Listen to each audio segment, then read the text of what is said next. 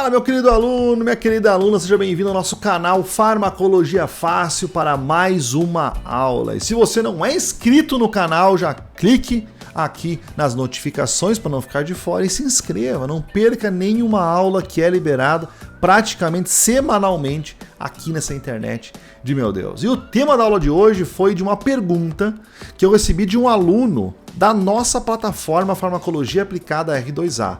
Se você não sabe, nós temos uma plataforma de aulas com mais de 120 aulas de farmacologia gravada, editado com material, PDF, tudo mais, que ajuda os alunos a amarem a farmacologia e a aplicarem na prática a farmácia no dia a dia. Porque lá na plataforma nós estudamos através do método R2A, que revisa a fisiologia e a fisiopatologia das doenças antes de aprofundar no mecanismo de ação e nos fatores cinéticos e aplicar na prática, com exemplos reais, exemplos do dia a dia, exemplos do campo de batalha. Pois bem, lá da plataforma um aluno me pediu, professor, eu acho, na verdade ele me deu uma ideia, professor, eu acho que essa aula de antiácidos que tem aqui dentro da plataforma, o senhor tinha que disponibilizar para um amigo meu que gostaria de fazer parte da plataforma, no momento não pode, não consegue, mas gostaria muito de saber esse conteúdo. Então olha só, olha que professor é esse! Peguei a aula, modifiquei ela, gravei novamente e agora estou liberando para você aqui no YouTube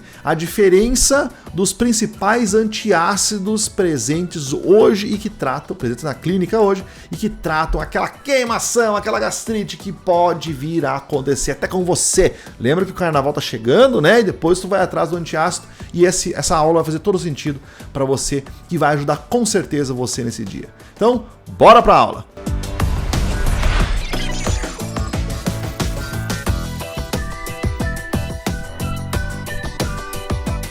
Vou explicar para vocês a diferença entre os medicamentos, entre as substâncias que atuam no controle direto da acidez, né? Bicarbonato, alumínio, magnésio, enfim, né?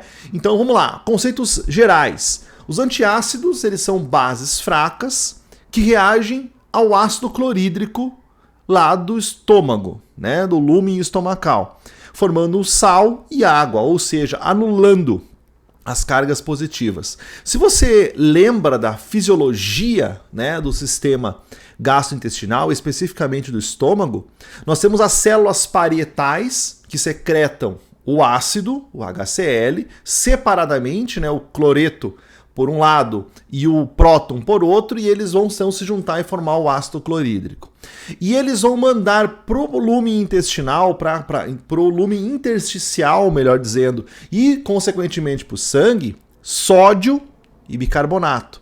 Então, na face da célula parietal, que está de frente para o lumen estomacal, é secretado ácido.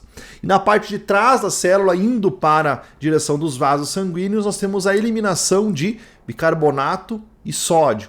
Esse bicarbonato e sódio fazem parte, cair no sangue e vão entrar em contato com o bicarbonato, com o sódio presente no sangue. E esse sangue rico em bicarbonato e sódio entra em contato com as células da mucosa do estômago, células superficiais. E lá então ocorre a secreção de bicarbonato, ele é transportado para dentro da célula junto com o sódio, é um cotransporte.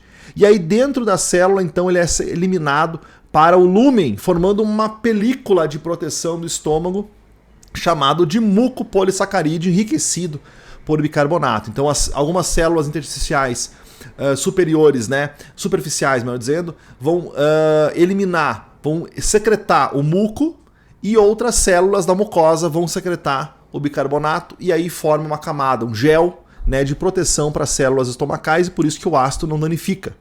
E aí, por que o ácido secretado pelas células parietais não consegue fazer com que haja passar pela camada de muco e chegar até a mucosa, né, do estômago? Porque lá, quando o ácido é secretado, ele passa, parte do ácido, o próton, passa para a região luminal do estômago, e a outra parte, que fica em contato com o muco, é anulado.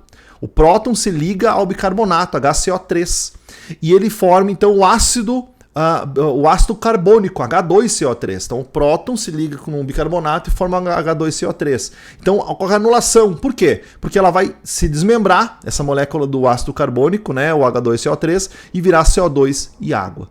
Então o ácido é anulado no gel de proteção do estômago e por isso que não causa problemas na mucosa estomacal. Então o grande objetivo do antiácido é fazer isso também.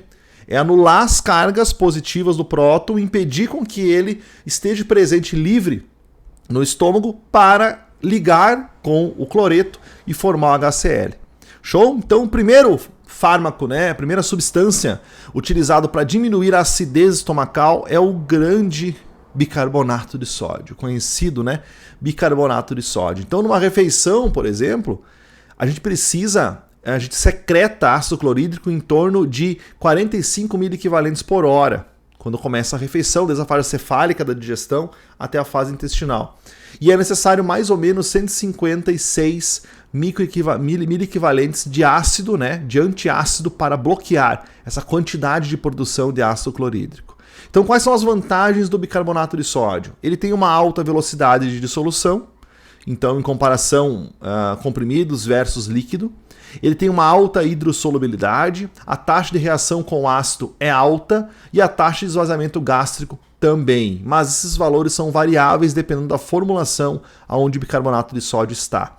Ele reage então rapidamente com ácido clorídrico, produzindo dióxido de carbono e cloreto de sódio, e essa formação de dióxido de carbono resulta numa distensão gástrica, que pode então resultar também em eructações, que é gás. Essa distensão gerada pelo dióxido de carbono, fruto da reação do bicarbonato com o ácido clorídrico, pode gerar flatulência no paciente. O álcali, né, que não reage, então, ele é absorvido, então a porção do álcali que não vai reagir com essa porção do ácido, ou seja, eu preciso de muito bicarbonato para conseguir anular o ácido clorídrico, mas sobra em dose de bicarbonato, e esse álcali é absorvido de imediato, podendo causar alcalose metabólica, quando administrado, por exemplo, em altas doses ou em pacientes que não conseguem eliminar esse álcool pela urina, por exemplo, em pacientes que têm insuficiência renal. A absorção do cloreto de sódio, né, pode exacerbar a retenção de líquido em pacientes com insuficiência cardíaca, hipertensão e insuficiência renal. Então não é bem assim utilizar o bicarbonato de sódio para diminuir a acidez, porque a reação ela vai ser anulada, vai anular a presença do próton, mas o que é gerado dessa reação, o álcali e o cloreto de sódio, vão ser absorvidos e vão gerar problemas no paciente. Pode gerar uma alcalose metabólica e aumento da retenção de líquido. Então esse é o carinha chamado de bicarbonato.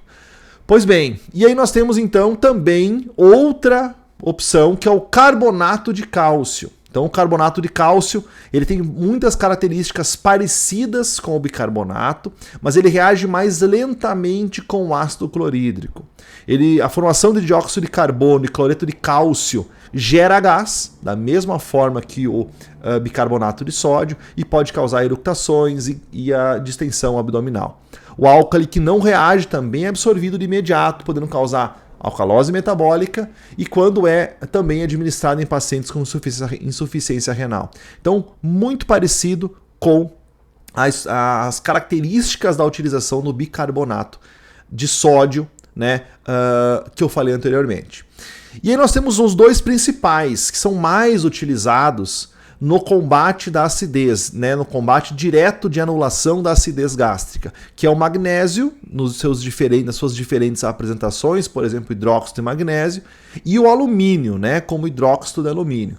Então, o hidróxido de magnésio ou o hidróxido de alumínio, eles reagem mais lentamente com o HCl, com o ácido clorídrico, formam nessa reação cloreto de magnésio e cloreto de alumínio e água. Como resultado, não há formação de gás, então nesse caso não tem distensão abdominal, não tem eructações nem nada. Como os sais de magnésio não são absorvidos, podem causar uma diarreia osmótica, podem reter água nos diferentes segmentos do intestino e causar diarreia osmótica. E os sais de alumínio podem provocar constipação intestinal. Então veja como é um contraponto. O magnésio pode causar então uma diarreia osmótica e o alumínio pode causar constipação no paciente. E aí por isso que eles comumente são administrados em formulações em conjunto, administrados juntos em formulações comerciais para minimizar o impacto então na função intestinal. Então, quando você vê uma formulação onde tem magnésio e alumínio junto, você já sabe agora o porquê isso acontece. Porque o alumínio pode causar constipação e o magnésio pode causar diarreia. Muito bem, pessoal, encerramos mais uma aula aqui do nosso perfil Farmacologia Fácil. Na próxima aula falaremos de inibidores da bomba de prótons,